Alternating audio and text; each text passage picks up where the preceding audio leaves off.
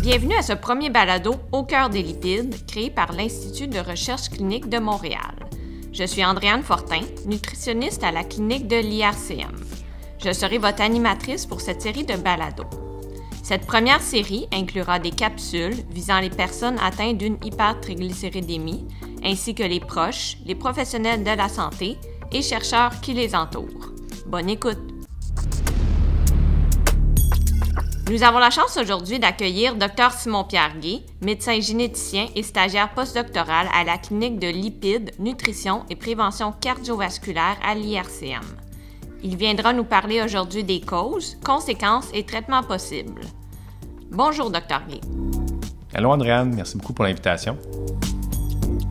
Dr Guay, en premier lieu, pouvez-vous nous expliquer qu'est-ce qu'un triglycéride?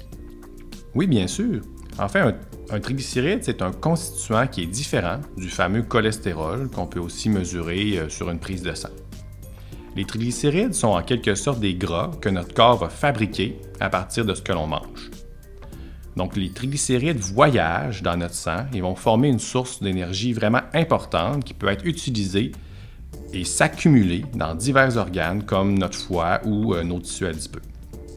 On va parler d'hypertriglycéridémie lorsqu'il y a une quantité excessive de triglycérides qui voyagent dans notre sang.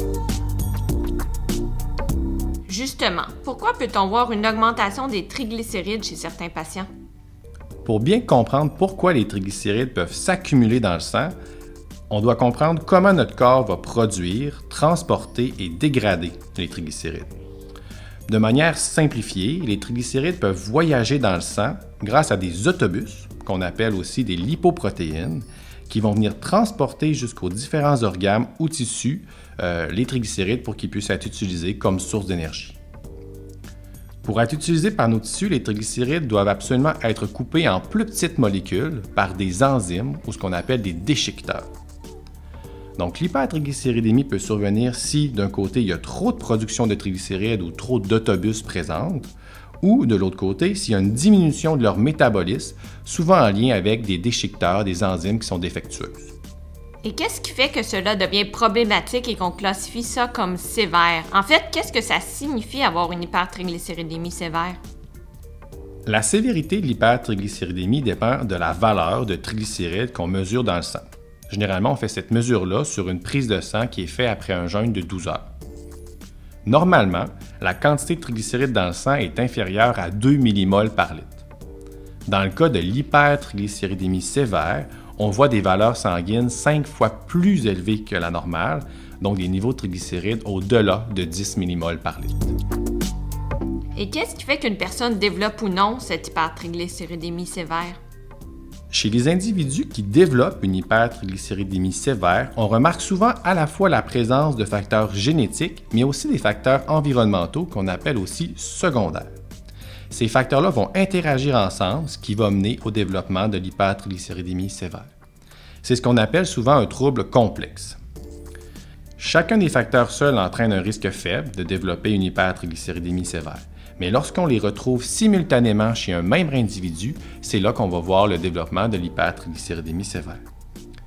En clinique, on utilise souvent la théorie du vase qui déborde pour bien illustrer aux patients ce concept des troubles complexes. Donc, on est tous avec un vase qui correspond à notre susceptibilité de développer une hypertriglycéridémie sévère. Ce vase-là peut se remplir de différentes sortes de billes, des billes de facteurs environnementaux ou des billes de facteurs génétiques.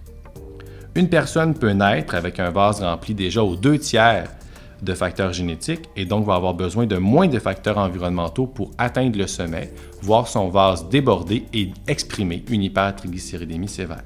Une personne différente, sans antécédents familiaux, peut avoir peu de billes associées aux facteurs génétiques et donc devra avoir plusieurs billes associées aux facteurs environnementaux pour voir son vase déborder. Qu'est-ce qui pourrait être un exemple de facteurs environnementaux, justement?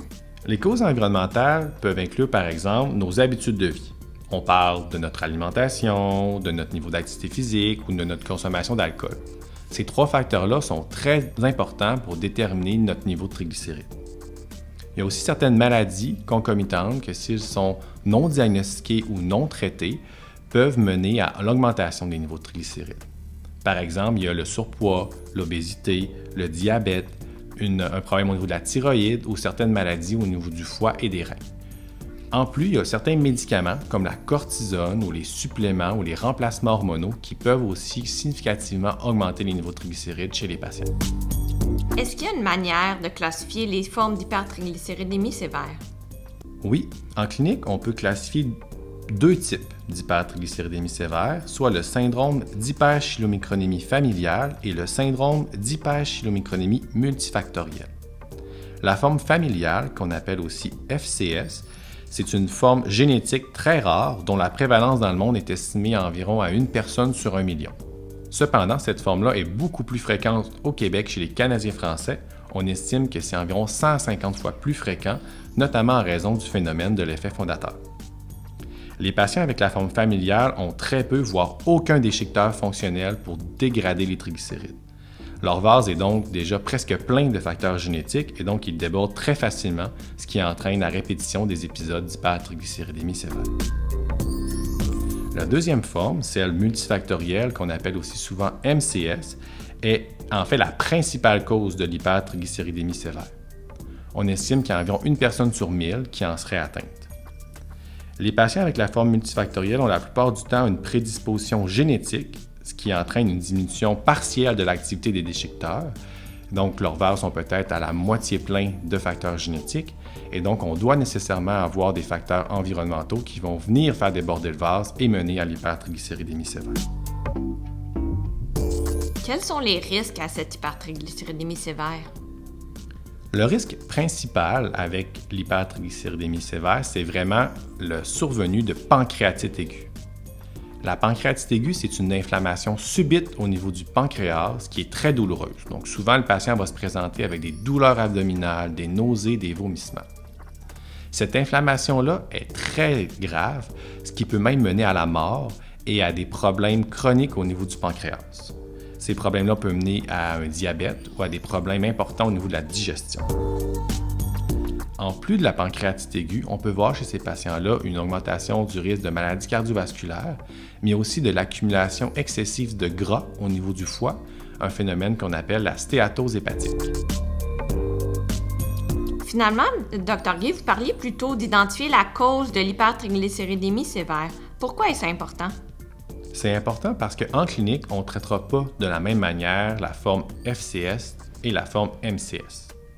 Au niveau de la MCS, le plus important en clinique, c'est d'identifier les causes secondaires qu'on doit traiter efficacement pour diminuer les niveaux de triglycérides. Si ce n'est pas suffisant, on peut ajouter des médicaments qui vont venir diminuer les niveaux de triglycérides, comme par exemple les fibrates. Dans le cas de la FCS, malheureusement, les traitements pharmacologiques, les médicaments comme les fibrates, sont très peu efficaces. Le seul traitement éprouvé pour cette forme-là, en fait, c'est une diète hypolipidique que les patients doivent vivre toute leur vie. C'est une diète qui est très stricte et très difficile à suivre. Il y a aussi une importance de venir identifier certains facteurs secondaires chez ces patients-là parce que ces facteurs-là peuvent aussi venir causer des épisodes d'hypertriglycéridémie sévère. Pourquoi aussi c'est important? C'est que en identifiant la cause, ça peut leur permettre d'avoir accès à des niveaux de traitement qui sont présentement en cours d'évaluation clinique à l'IRCM. Justement, vous parliez de la diète hypolipidique pour ces patients-là. Ma collègue nutritionniste Chantal Blais abordera le sujet dans un futur balado. Merci beaucoup, Dr. Gay. Je pense que ça sera très utile pour notre auditoire. Merci, Andréane. Restez à l'affût pour d'autres balados sur le sujet.